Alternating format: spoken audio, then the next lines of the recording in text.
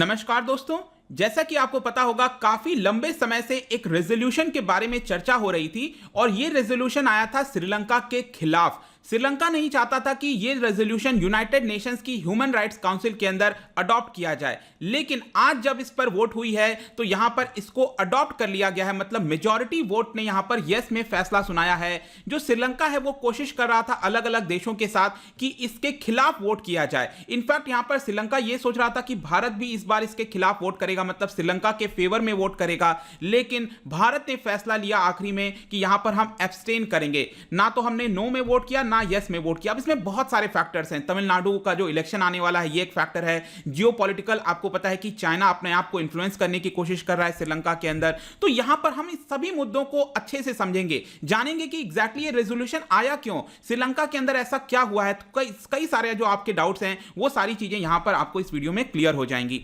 चलिए आगे बढ़ते हैं। मैं हूं अंकित अग्रवाल और अपडेट के लिए आप मुझे फॉलो कर सकते हैं इंस्टाग्राम, फेसबुक और ट्विटर पर। मेरे लेक्चर की हर पीडीएफ आपको फेसबुक पर तो मिलेगी ही, प्लस साथ में आप मेरा टेलीग्राम चैनल ज्वाइन कर सकते हैं by searching Ankit Agarwal official. और जैसा कि आपको पता है कि यूपीएससी का नोटिफिकेशन आ चुका है। आप अपनी प्रिपरेशन अगर 2021 के लिए 2022 के लिए कर रहे हैं तो आप हमारे यूपीएससी कोर्स को ज्वाइन कर सकते हैं, जहां पर आपको कॉम्प्रिहेंसिव वे में जो भी चीज की रिक्वायरमेंट होती है, स्टैटिक, करंट, एक जगह उपलब्ध करा दिया जाता है। तो आइए एग्जैक्टली देखते हैं सबसे पहले हुआ क्या है। आज एक रेजोल्यूशन लाया गया था यूनाइटेड नेशंस की ह्यूमन राइट्स काउंसिल के अंदर और इस रेजोल्यूशन का नाम क्या आप देखिए, promoting reconciliation, accountability and human rights इन श्रीलंका। मतलब ये रेजोल्यूशन बेसिकली क्या करता है कि श्रीलंका के ऊपर अकाउंटेबिलिटी ठहराने की कोशिश करता है कि जिस तरह से वॉर हुआ था, सिविल वॉर हुआ था, 2009 तक पूरा वॉर चला था, उसके अंदर यहां पर श्रीलंका ने जो एक तरह से अत्याचार किया है वहां के तमिल के लोगों के ऊपर, उसके ऊपर एक तरह से अकाउंटेबिलिटी आए। यहां पर जो ह्यूमन राइट्स के वायलेशंस हो रहे हैं श्रीलंका के अंदर,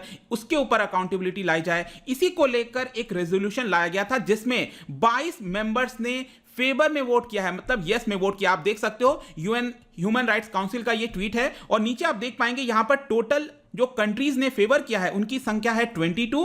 अगेंस्ट जिन्होंने वोट किया है, मतलब कि जिन्होंने श्रीलंका के फेवर में वोट किया है, क्योंकि श्रीलंका तो यही चाह रहा था कि इसको अडॉप्ट नहीं किया जाए, तो यहां पर 11 ऐसे देश हैं जिन्होंने अगेंस्ट में वोट किया था और एब्सटेन किया था 14 कंट्रीज में। यहां पर आप एग्जैक्टली देख पाओगे भारत एब्सटेन हुआ है। यहां पर आप देखिए ये भारत का वोट है जहां पर ए लिखा हुआ है, एब्सटेन किया है। अगर हम बाकी देश की बात करें, जैसे चाइना हो गया, उसने यहां पर श्रीलंका के फेवर में वो डायरेक्टली वोट कर दिया। पाकिस्तान का आप यहां पर एग्जांपल देख सकते हो कि इन्होंने भी श्रीलंका के फेवर में वोट किया, मतलब नो में वोट किया।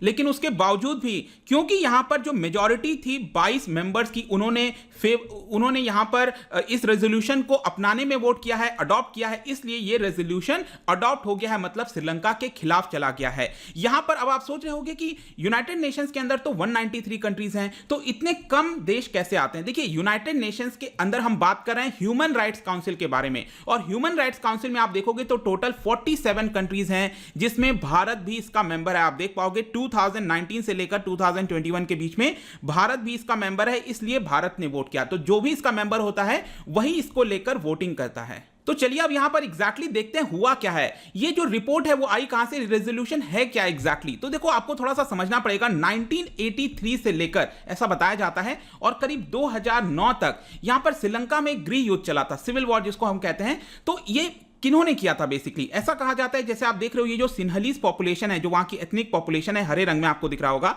ऐसा बताया जाता है इन्होंने जो तमिल पॉपुलेशन है, ये जो आप ऑरेंज कलर में देख रहे हो, पूरा जो नॉर्दर्न साइड है और जो ईस्टर्न साइड है, यहां पर आपको इनकी पॉपुलेशन देखने को मिलेगी। तो इनके ऊपर काफी अत्याचार किया गया है। आपने LTTE के बारे में सुना होगा।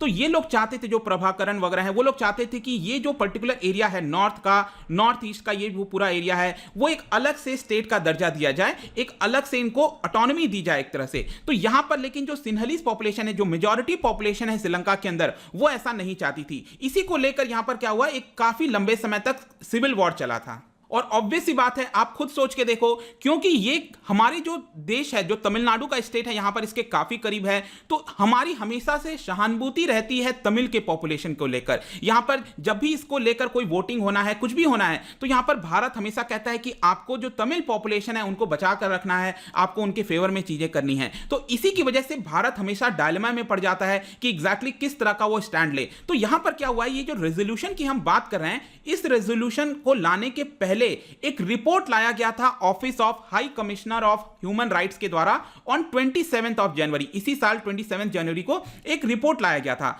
इस रिपोर्ट में आप देखिए क्या क्या बोला गया। बताया गया कि श्रीलंका फेल हो गया है ह्यूमन राइट्स वॉयलेशंस को एड्रेस करने में। मतलब अभी भी श्रीलंका के अंदर जो पॉपुलेशन है, यहां पर कई सारे जो मार्जिनलाइज्ड पॉपुलेशन है उनके ऊपर अत्याचार हो रहा है, ह्यूमन राइट्स के वॉयलेशन हो रहे हैं, लेकिन श्रीलंका की सरकार उसको बचा नहीं पा रही है।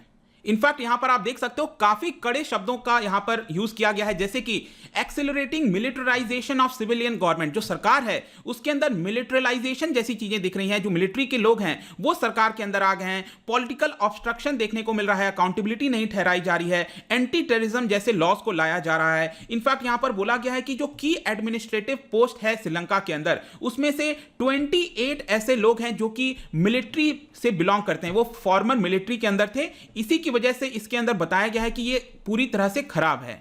अब देखिए क्या होता है कि ये जो रिपोर्ट तैयार किया गया था 27 जनवरी को यूनाइटेड नेशंस की ह्यूमन राइट्स काउंसिल के अंदर लाया गया था, उसी को आधार बनाकर ये रेजोल्यूशन आपका लाया गया है। आई होप कि अब आपको समझ में आ गया होगा। जो रेजोल्यूशन आज अडॉप्ट किया गया है, ये रेजोल्यूशन उसी रिपोर्ट के आधार पर बनाया गया है, उसमें से कई सारी चीजें ली गई हैं। और यहां पर आप देख सकते हो इस रेजोल्यूशन में यह बोला गया है कि श्रीलंका के ऊपर अकाउंटेबिलिटी होनी चाहिए। यहां पर बताया गया है कि ह्यूमन राइट्स काउंसिल को ऐसे कदम लेने चाहिए ताकि जो एविडेंस वगैरह है इस समय श्रीलंका के अंदर जो अत्याचार किए गए हैं उसको प्रिजर्व करके रखा जाए। यहां पर आगे चलकर जो जुडिशियल प्रोसीडिंग्स वगैरह हैं श्रीलंका के खिलाफ चलाई जाएं कि उसने क्यों ये गलत काम किया है, और जो लोग अकाउंटेबल हैं इस चीज को लेकर उनके ऊपर ये ब्लेम ठहराया जाए। इनफैक्ट इसके अंदर ये जो रेजोल्यूशन अडॉप्ट किया गया है आज, उसके अंदर ये भी बोला गया है कि जो पहले के रेजोल्यूशन थे, जी हां आपने सुना होगा श्रीलंका के खिलाफ कई सारे रेजोल्यूशन आ चुके हैं ह्यूमन राइट्स काउंसिल के अंदर। तो पहले आप देखो 30/1 रेजोल्यूशन था, 34/1, 40/1, इस तरह के कई 3 रेजोल्यूशंस आए थे। बेसिकली उनके भी जो चीजें हैं उसको इसके अंदर अडॉप्ट की जाएं। यहां पर अब आप समझो होगा क्या, ये रेजोल्यूशन अडॉप्ट करने का मतलब क्या है। इसका मतलब यह है कि इसके अंदर कुछ चीजें बोली गई हैं, जैसे कि श्रीलंका के अंदर कौन अकाउंटेबल है, कौन कौन सी चीज कर रहा है, इसको लेकर अगले मार्च 2022 को एक अपडेट रिपोर्ट आएगा। फिर उसके बाद बोला गया है कि जो फुल रिपोर्ट है श्रीलंका के अंदर क्या क्या चीजें हुई हैं उसको लेकर 2022 तक ये रिपोर्ट लाया जाएगा। और ये सारी चीजें कौन मॉनिटर करेगा, जो हाई कमिश्नर्स ऑफिस है United nation human rights council के अंदर, उनके द्वारा ये सारी चीजें देखी जाएंगी। लेकिन अब हम समझते हैं कि श्रीलंकन सरकार का क्या यहां पर स्टैंड है, श्रीलंका सरकार क्या कह रही है। अब देखो यहां पर मैंने आपको क्या बताया था कि पहले 3 रेजोल्यूशंस आ चुके हैं, ठीक है। पहले क्या हो चुका है कि 3 रेजोल्यूशन आ चुके हैं।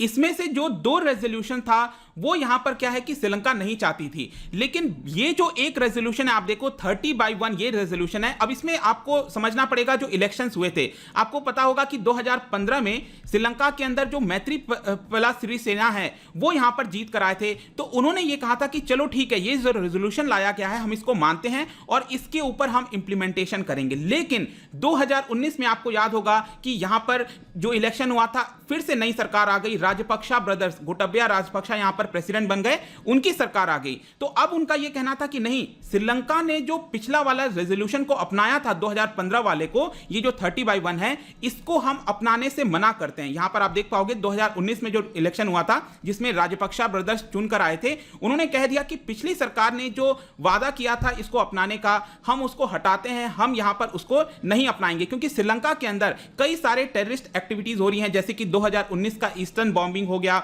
ये सारी चीजें प्रॉब्लम क्रिएट कर रही हैं। श्रीलंका की सरकार इस रेजोल्यूशन को फुलफिल नहीं कर पाएगी, इसलिए यहां पर हम ये जो रेजोल्यूशन है उसको नहीं अपनाएंगे। तो अब देखिए क्या होता है कि क्योंकि यूनाइटेड नेशंस के अंदर ये वाला रेजोल्यूशन आना था, जो लेटेस्ट वाला है, जो अडॉप्ट हो गया है आज, इसको लेकर श्रीलंका की सरकार सभी देशों को कह रही थी कि भारत को काफी ज्यादा दबाव था कि यहां पर इस रेजोल्यूशन के अगेंस्ट में वोट करे, नो में वोट करे। लेकिन यहां पर इनफैक्ट मैं आपको बता दूं कि पहले के जो रेजोल्यूशन है उसमें भारत सरकार ने क्या स्टैंड लिया था। जो सबसे पहला रेजोल्यूशन आया था 2012 में, यहां पर श्रीलंका के खिलाफ हमने वोटिंग की थी, मतलब कि इस रेजोल्यूशन को हमने अपनाया था, क्योंकि आपको याद होगा उस समय यूपीए की सरकार थी और यहां पर जो तमिलनाडु है उनके जो अलायंस थे डीएमके पार्टनर, इसकी वजह से अब यहां पर भारत सरकार को जो है इस रेजोल्यूशन के फेवर में वोट करना पड़ गया। उसके बाद यहां पर 2014 में भारत सरकार एब्सटेन कर गई थी। 2015 में दिक्कत नहीं आई भारत को, क्योंकि उस समय श्रीलंका ने उस रेजोल्यूशन को खुद ही अपना लिया, तो हमें कोई प्रॉब्लम नहीं हुई। लेकिन आज जो ये वाला हुआ है, इसमें तमिलनाडु का बहुत ज्यादा फैक्टर है, क्योंकि अगले महीने इलेक्शन आने वाला है। और जैसा कि मैंने आपको स्टार्टिंग में बताया था कि तमिलनाडु का जो फैक्टर है वो बहुत इंपॉर्टेंट होता है, क्योंकि हम लोग काफी सहानुभूति रखते हैं कि वहां पर जो तमिल पॉपुलेशन है उसको एक तरह से प्रोटेक्शन मिल सके। और इसी को लेकर आप देख पाओगे जो डीएमके पार्टी के प्रेसिडेंट है एमके स्टैलिन, उन्होंने यहां पर बोला कि जो प्राइम मिनिस्टर मोदी का साइलेंस है इन सारी चीजों को लेकर, यह हमारे लिए बिग शॉक की तरह है। तो आई होप कि यहां पर अब चीजें आपको क्लियर हो गई होंगी। मतलब भारत की तरफ से जो तमिलनाडु के अंदर जो लोग हैं वो लोग चाहते थे कि इस रेजोल्यूशंस के फेवर में वोट किया जाए, मतलब कि इस रेजोल्यूशन को अपनाए, भारत यस में वोट करे। श्रीलंका चाहता था कि इस रेजोल्यूशन को ना अपनाया जाए, नो में वोट करे। लेकिन हमने क्या किया, यहां पर बीच का रास्ता चुना और इसको एब्सटेन कर दिया यहां पर। और आप देख सकते हो भारत ने जो रीजन दिया है वो उसमें भी ट्वीट में लिखा हुआ है कि India's statement at the 46th session of human rights council before the vote. तो यहां पर इस पूरे स्टेटमेंट में भारत ने यह कहा है कि भारत का अप्रोच जो है वो दो फंडामेंटल कंसिडरेशंस को देखते हुए होता है। पहला यह है कि जाहिर सी बात है श्रीलंका के अंदर जो तमिल पॉपुलेशन है उसको प्रोटेक्शन मिले, इक्वालिटी मिले, जस्टिस मिले, डिग्निटी मिले, पीस मिले। लेकिन इसके साथ साथ यहां पर जो श्रीलंका की सरकार चाहती है कि वो अपने देश को एकत्र करना चाहती, यूनिटी में रखना चाहती है, स्टेबिलिटी लाना चाहती है, टेरिटोरियल इंटीग्रिटी होना चाहती है। ऑब्वियस सी बात है कि कोई भी तो देश है वो ये थोड़ी चाहेगा कि उसका नॉर्थ या ईस्ट इतना कुछ रीजन जो है वो अलग हो जाए। तो यहां पर उसको भी हम ध्यान रखते हैं, लेकिन इसके साथ साथ जो तमिल की प्रोटेक्शन है उसको भी हम यहां पर सपोर्ट करते हैं। तो एक तरह से जो इंटरनेशनल कम्युनिटी का कॉल है कि श्रीलंका इस अपने कमिटमेंट को फुलफिल करे, भारत ने कहा कि हम इसको सपोर्ट करते हैं। और इसी को देखते हुए आप देख सकते हो कि भारत एब्सटेन कर गया है। मतलब कि श्रीलंका अब किस तरह से देखेगा भारत को, मतलब कि श्रीलंका के लिए तो एक तरह से यह हो गया कि भारत ने उसके अगेंस्ट में वोट किया है एब्सटेन करके। लेकिन भारत के पॉइंट ऑफ व्यू से भी अगर आप देखेंगे तो काफी ज्यादा हमें यहां पर दुविधा थी, प्रॉब्लम था, क्योंकि एक तो हमें इंटरनली चीजों को देखना है, प्लस एक्सटर्नल भी प्रॉब्लम है, क्योंकि पाकिस्तान और जो चाइना है वो एक तरह से करीब आते जा रहे हैं। क्योंकि ऑब्वियसली बात है वो लोग श्रीलंका के फेवर में वोट कर रहे हैं, उनको उतना ज्यादा उससे कोई प्रॉब्लम नहीं होगी, क्योंकि प्रॉब्लम तो इंटरनली हमें है यहां पर। लेट्स सी कि किस तरह से चीजें टर्न आउट होती हैं। लेकिन इस रेजोल्यूशन के बाद अब यहां पर बेसिकली क्या होगा कि श्रीलंका के ऊपर दबाव बनाया जाएगा कि जो ह्यूमन राइट्स के वॉयलेशंस वगैरह कर रहे हैं वो ना करें। यहां पर जितने लोग भी आरोपी हैं उनको प्रॉपर जुडिशियल कस्टडी के थ्रू लिया जाए और यहां पर एक न्याय मिले वहां के लोगों को। बेसिकली यही होगा। अब लेकिन कितना इंटरनेशनल रिजोल्यूशंस को अपनाया जाता है आपको पता ही है। म्यांमार के अंदर आप देख ही सकते हो कि कितने बयान आ रहे हैं इंटरनेशनल कम्युनिटी के, लेकिन वहां की मिलिट्री कुछ सुन नहीं रही है। तो लेट्स सी कि किस तरह से चीजें होती है। बट आई होप कि इस वीडियो के माध्यम से एटलीस्ट आपको जितनी भी क्लैरिटी थी इस पूरे सब्जेक्ट के बारे में आपको क्लियर हो गया होगा। जाने से पहले एक इंटरेस्टिंग आपके लिए क्वेश्चन लाया हूं। United Nations human rights council के बारे में दो स्टेटमेंट है, बताइए कौन सा स्टेटमेंट करेक्ट होगा। इसका जो राइट आंसर है आपको पता ही है कि इंस्टाग्राम पर तो आपको मिलेगा ही। अगर आप इंस्टा पे नहीं हो कोई बात नहीं, आप टेलीग्राम से आप इसका राइट आंसर ले सकते हैं। मैं कई सारे एमसीक्यूज यहां पर डालता रहता हूं स्टोरीज के फॉर्म में, आप जाकर प्ले कर सकते हो। अगर आप मुझसे इकोनॉमी पढ़ना चाहते हैं, कोई भी कोर्स परचेज करना चाहते हैं, स्टडी IQ ऐप पर जा सकते हैं। आई होप की वीडियो आपको पसंद आया होगा। मिलता हूं आपसे next time. Till then thank you very much, see you soon.